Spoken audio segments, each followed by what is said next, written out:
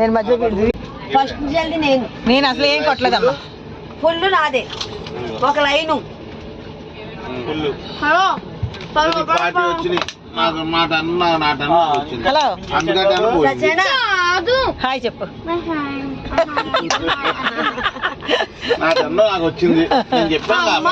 జంబుల అది కాదు నేను అంటాను. నాకు పిచ్చిదాన్ని చేశాడు మావయ్య.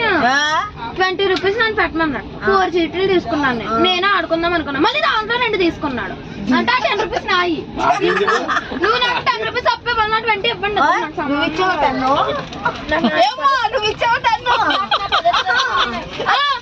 అప్పుడు నేనే ఇచ్చాను నీకు. మావి ఇచ్చాడు. ఏంటి ఇచ్చేయండి.